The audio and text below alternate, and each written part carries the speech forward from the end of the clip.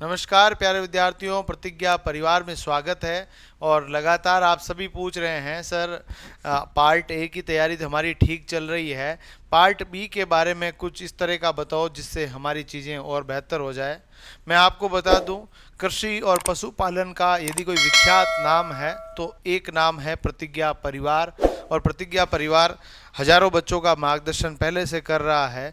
तो अपन के पास जो एनिमल हस्बेंड्री सब्जेक्ट है, यानी कि पशुपालन का जो विषय है, इस पशुपालन के विषय को ढंग से पढ़ना है। इस सिलेबस को कहाँ से लिया गया है, इन सभी के बारे में बातचीत करूँगा। जो बच्चे एग्रीकल्चर विषय के रहे होंगे उनको भली बात ही पता होगा कि उनके सब्जेक्ट के अंदर एनिमल का बहुत सारा पोर्शन रहा है, एनिमल हस्बेंड्री के सवाल आते हैं। हम चूँकि कृषि पर्यवेक्षक की भी तैयारी लंबे समय से करा रहे हैं, तो कृषि पर्यवेक्षक के अंदर भी बहुत बड़ा सेगमेंट आपका जो है पशुपालन विज्ञान का रहता है। तो वही पशुपालन विज्ञान शब्दशः यहाँ पर ली गई है, बस नई योजनाओं को जोड़ा गया है। तो आप लोगों को मैं बता देता हूँ कि किस तरह से चीज़ें करनी है, क्या मामला रहेगा। पहले तो आपको ये पता होना चाहिए कि जो ये भर्ती परीक्षा है, इस भर्ती परीक्षा के अंदर दो पार्ट है। एक तो है पार्ट ए और दूसरा है पार्ट बी। पार्ट ए के जो आपके पास सवाल रहेंगे वो आपके पास रहेंगे 105 क्वेश्चन रहेंगे और 105 मार्क्स के रहेंगे। और साथ ही साथ में पार्ट बी के जो है 45 क्वेश्चन है जो कि 45 मार्क्स के रहेंगे, यानी कि आपके 150 अंकों का प्रश्न पत्र रहेगा जिसमें 150 प्रश्न पूछे जाएंगे और कुल 3 घंटों का समय आपको मिलेगा। अब पार्ट ए के अंदर तो राजस्थान का जीके, सामान्य विज्ञान, गणित है ना, समसामयिकी, सामाजिक विज्ञान रहेंगे। तो ये तो आपको भली भांति परिचित है, हमारा वीडियो देख लीजिएगा, वहाँ पर मैंने अच्छे से समझा रखा है। और भाग बी जो है इसमें 45 प्रश्न है वो पशुपालन के हैं। सर मेरे को तो पशुपालन का क का ख नहीं आता, मैं कैसे करूंगा। तो बेटा कोई चिंता करने की आवश्यकता नहीं है।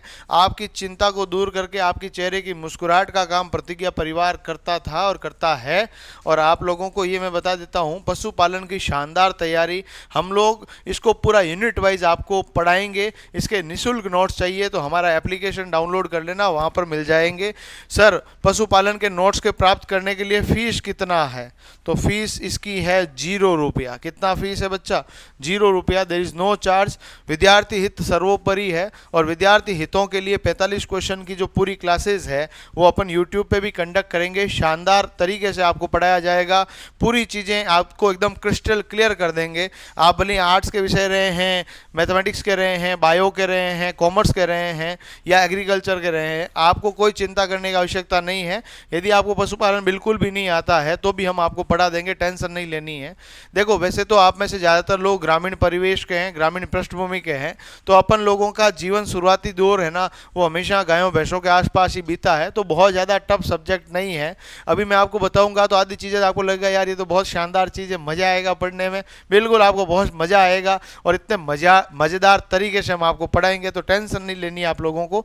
हम सबसे पहले सिलेबस को कुछ भागों में डिवाइड कर रहे हैं। यूनिट है, अब पूरा यूनिट कंपार्टमेंट अपन ने ही बांटा है, ये यूनिटें हैं, इन यूनिटों को ढंग से देख लेना ताकि आपको कोई दिक्कत नहीं रहे। सबसे पहली यूनिट है यूनिट फर्स्ट। अपन का जो पूरा सिलेबस है, इनके पुराने वीडियो भी आप मेरे देखना, बहुत सारे वीडियो मैंने डाल रखे हैं। अब इसके अंदर पहला जो यूनिट है यूनिट फर्स्ट, उसके अंदर सबसे पहली चीज़ तो सामान्य जानकारी, यानी पशुओं की सामान्य जानकारी हम पढ़ेंगे। पालतू किस प्रकार के हैं, जंगली किस प्रकार के हैं, तो इन सभी की सामान्य जानकारी अपन लोग पढ़ेंगे। और उसके अलावा उनकी सामान्य सारणी किस प्रकार से है कि भाई गाय के बच्चे को क्या कहा जाता है, भैंस के बच्चे को, सबके बच्चे, जो बकरी का बच्चा है, भेड़ का बच्चा है, उन सभी के बारे में, उनके नाम पते क्या है, उनका क्या सब सेगमेंटेशन है, किस तरह से बांट रखा है, उन सभी के बारे में बात करेंगे। पशुओं के गुणसूत्र कितने हैं, जैसे मानव के अंदर 46 है, उस प्रकार से मटर के अंदर 14 है, तो गायों के, भैंसों के, बकरियों के, भेड़ों के, घोड़ों के, गधों के गुणसूत्र आदि कितने होते हैं, इन सभी के बारे में अपन बातचीत करेंगे। यहाँ पर ध्यान दीजिएगा, मैं सब चीज़ें रणनीति के अनुसार चलाऊंगा, तो ध्यान से देखिएगा बढ़िया तरीके से। साथ ही साथ में मांस कौन कौन सा होता है, जैसे गाय के मांस को बीफ कहा जाता है ना, आप लोगों ने सुना होगा। जो सुअर के मांस को पोर्क कहा जाता है। इस प्रकार के प्रश्न भी आपके एग्जाम में आता है। है, मटन क्या होता है, चिकन क्या होता है, इन सभी मांस के संदर्भ में बातचीत करेंगे। उसके बाद प्रत्येक सजीव का गर्भ काल अलग अलग है, गायों का अलग है, भैंसों का अलग है ना, भेड़ियों का अलग है ना, बकरियों का अलग है, सबका अलग अलग है। तो उन ऊंट का अलग है, सबका गर्भ काल कितना क्या रहता है, उन सभी की बात करेंगे।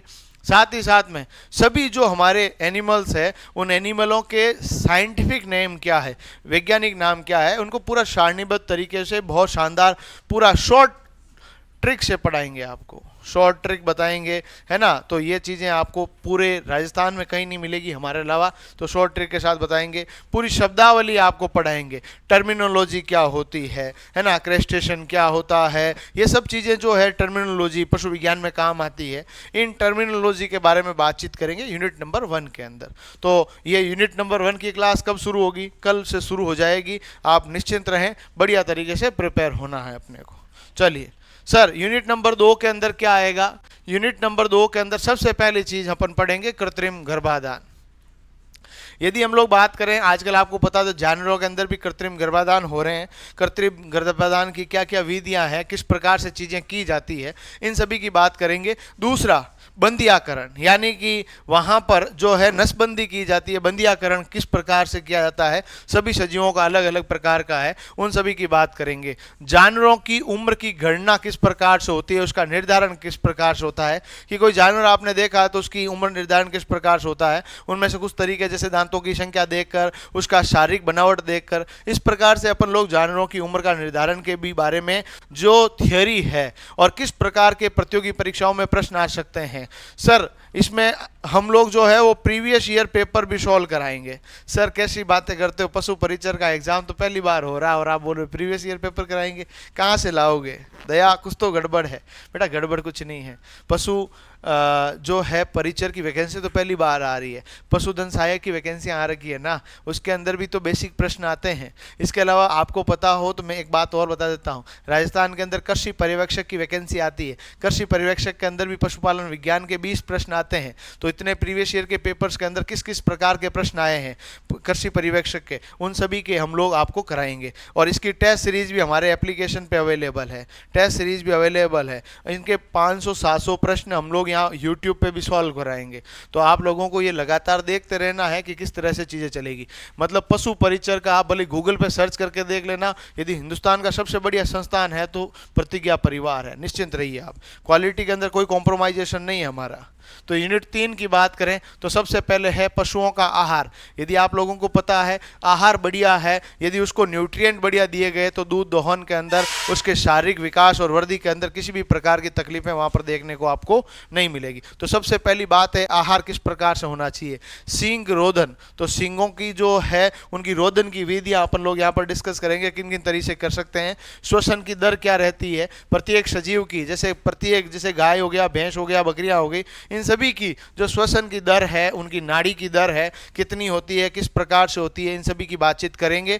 उनका यौवन कब प्रारंभ होता है, यानी कि पहली बार उनके अंदर यौवनावस्था कब प्रारंभ होती है, कौन सी आयु वर्ग के अंदर होती है, और साथ ही साथ में उनका मध्यकाल कितने दिन का रहता है, कि यानी उस दौरान यदि इनकी मध्य क्रियाएं हो जाए तो इनके गर्भवती होने के चांस रहते हैं, तो मध्यकाल कितना रहता है, मध्य चक्र किस प्रकार से चलते हैं, इन सभी के बारे में भी अपन लोग यहाँ पर पढ़ेंगे। यूनिट 3 के अंदर पढ़ेंगे। तो यूनिट 3 के अंदर सींग रोधन हो गया, श्वसन दर हो गया, नाड़ी रोधन, नाड़ी दर हो गया, यौना जो अवस्था है, यौन प्रारंभ होने की अवस्था है, मध्यकाल क्या है, मध्य चक्र क्या है, उनके न्यूट्रिएंट कौन से बढ़िया रहते हैं, इन सभी के बारे में यूनिट नंबर 3 के अंदर अपन पढ़ेंगे। यूनिट नंबर 4 की बातचीत करें मेरे बच्चों तो देखिएगा ध्यान से। यूनिट नंबर 4 की बातचीत करें तो यूनिट नंबर 4 के अंदर सबसे पहले तो पशुओं की नस्लें पढ़ेंगे।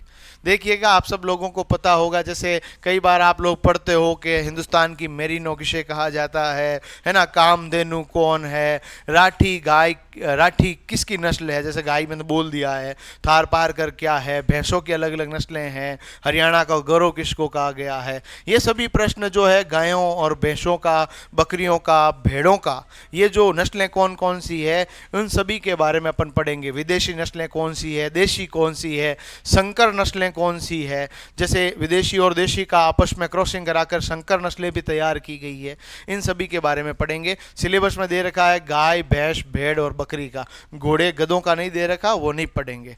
कुक्कुट पालन पढ़ेंगे। जैसे आपको पता है कुक्कुट का मतलब होता है मुर्गी पालन। मुर्गी पालन भी एक बहुत महत्वपूर्ण व्यवसाय है, तो कुक्कुट पालन भी पढ़ेंगे। और पशुओं का आवास किस प्रकार से होना चाहिए जिनके द्वारा उनका शारीरिक जो जीवन है वो एकदम बेहतर हो, पशु आवास किस प्रकार के बनाए जाने चाहिए, है ना, किस प्रकार से उनका जो है पूरा भंडारण निर्धारण पूरा होता है, वो पूरा इसके अंदर अपन बातचीत करेंगे। साथ ही साथ में यूनिट नंबर 5 की बात करें मेरे बच्चों, तो यूनिट नंबर 5 के अंदर रोग व उपचार देखेंगे, है ना, जानवरों को होने वाले रोग कौन कौन से हैं और रोग होने के पश्चात उनके उपचार की कौन कौन सी विधियां हैं, उन सभी के बारे में बात करेंगे। बैक्टीरियल डिजीज कौन से हैं, जीवाणु जनित रोग कौन से हैं, विषाणु वाले कौन से हैं, परजीवियों के कारण कौन कौन से रोग होते हैं और उपापचयी रोग कौन कौन से होते हैं, यानी खाने पीने के अंदर भी यदि कुछ न कुछ मिसबैलेंसिंग हो जाए तो भी रोग हो सकते हैं, वो कौन सी है, औषधियाँ कौन कौन सी दी जा सकती है, उनके टीकाकरण का क्या प्रक्रम है,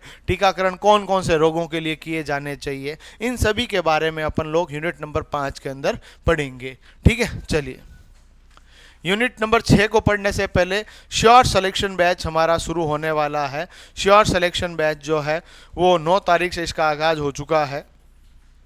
इसकी डेमो क्लासेज अभी चल रही है। यदि आप लोग भी चाहते हैं तो ये हमारा ऑफलाइन और ऑनलाइन दोनों माध्यम में अवेलेबल है। यदि आप लोग चाहते हैं कि ऑफलाइन कोचिंग करें तो हमारा जो सेंटर है वो जोधपुर के अंदर है। आप आइए, पावटा के पास मांझी के हत्ते के अंदर है।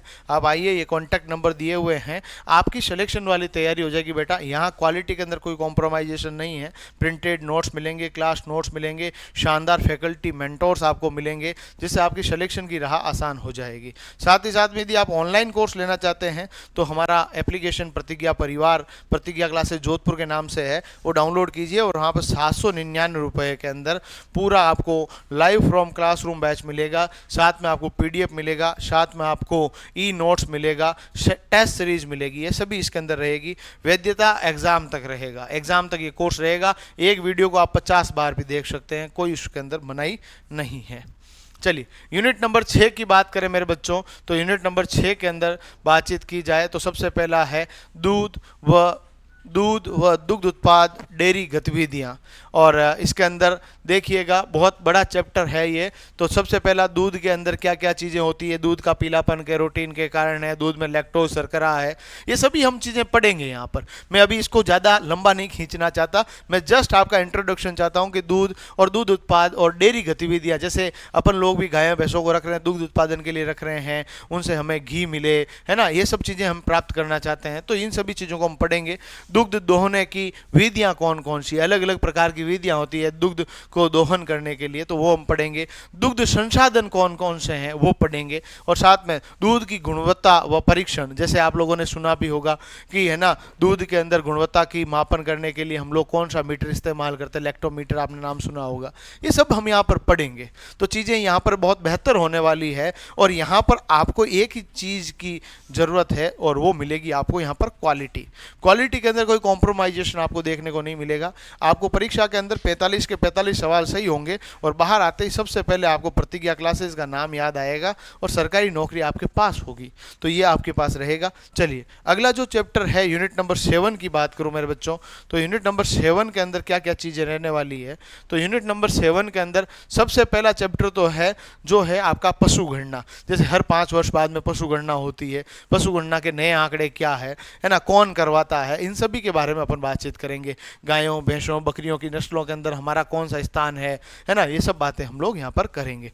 दुग्ध, मांस, ऊन, अंडा की उपलब्धता प्रति व्यक्ति कितनी क्या रहती है, इनकी क्या प्रति व्यक्ति उपलब्धता है, कितना हम दोहन कर रहे हैं, इन सभी के बारे में पढ़ेंगे। और पशुपालन विभाग जो है हमारा, उस विभाग की प्रमुख योजनाएं कौन सी है, जो जन कल्याणकारी योजनाएं हैं वो कौन कौन सी है। और साथ में राजस्थान के अंदर आपको पता है तो पशु मेले बहुत सारे लगते हैं, तो कौन कौन से पशु मेले हैं, कौन कौन से हमारे यहाँ पशुओं की गुणवत्ता के सुधार के लिए कौन कौन से अनुसंधान केंद्र हमने स्थापित कर रखे हैं, है ना। जैसे आपने बहुत सारे सुन रखे होंगे, अविका नगर टोंक के अंदर है ना, जोड़बीड़ के अंदर है, ये कौन कौन से हैं, किस तरह के हैं, वो पढ़ेंगे। और साथ में पशु बीमा की अभी नई प्रकार की कौन कौन सी योजना है और उनका कंसिडरेशन और क्राइटेरिया क्या है, इनके बारे में भी अपन बातचीत करेंगे यूनिट नंबर 7 के अंदर। और अगली बातचीत करेंगे यूनिट नंबर 8 की। और यूनिट नंबर 8 की मेरे बच्चों बात करें अपन, तो यूनिट नंबर 8 क्या कहता है। यूनिट नंबर 8 के अंदर राजस्थान के अंदर जो अपने पास सबसे पहला सवाल आएगा, गौशाला प्रबंधन किस प्रकार से किया जाता है, यानी कि गायों की जो विकास और उनकी लगातार देख रेख के लिए गौशाला का प्रबंधन किस प्रकार से होता है, ये पढ़ेंगे। और दूसरा है पॉलीथीन से पशुओं और पर्यावरण को किस प्रकार से हानि होती है। बिल्कुल बेसिक सा प्रश्न है, इसमें कोई ज़्यादा कोई बहुत लंबी चौड़ी बातें नहीं होगी। इसके शानदार नोट्स हमारे एप्लीकेशन पे उपलब्ध है, आप ले सकते हैं वहाँ से, फ्री ऑफ कॉस्ट है, कोई पैसे नहीं लग रहे। गोबर व गौमूत्र का उचित निष्पादन किस प्रकार से होता है, यदि उनको ढंग से वहां पर उनको ढंग से निष्पादन नहीं किया गया तो क्या क्या समस्याएं आ सकती है, उन सभी के बारे में भी अपन पढ़ेंगे। और उनके गोबर और गौमूत्र के क्या लाभ हो सकते हैं, दैनिक जीवन के अंदर किस प्रकार के लाभ होते हैं। जैसे आप लोगों ने सुना होगा वर्मी कंपोस्ट के बारे में, ये गायों के गोबर से ही प्राप्त हो रही है। गौमूत्र के नए अनुप्रयोग अभी राजस्थान के अंदर कृषि के क्षेत्र में हो रहे हैं, उन सभी के बारे में भी अपन बातचीत करेंगे। साथ में वर्मी कंपोस्ट क्या होता है, केंचुए की सहायता से हम लोग जो खाद बना रहे हैं उनका क्या लाभ है, किस प्रकार के पोषक पदार्थ रहते हैं और उनका मिट्टी और फसलों के अंदर किस प्रकार के अनुप्रयोग है, इन सभी के बातचीत करेंगे। और जैविक अपशिष्ट का किस प्रकार से वहां पर निस्तांतरण करना है, इन सभी के बारे में भी बातचीत हम लोग यूनिट 8 के अंदर करेंगे। तो यानी कि अपन ने अभी तक जो बातचीत की है वो यूनिट 1 से लगा के यूनिट 8 तक इनको पूरा अपन ने उनका सेपरेशन किया है, इनको बांटा है।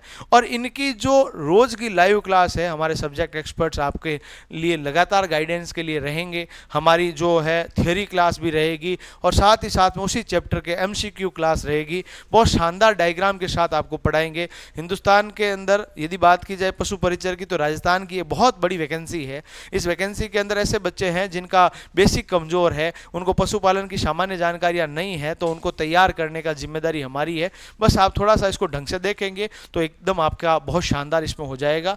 और आप सब लोगों को मैं बता देता हूं कि आपको यदि हमसे online live from classroom batch चाहिए तो वो भी अवेलेबल है।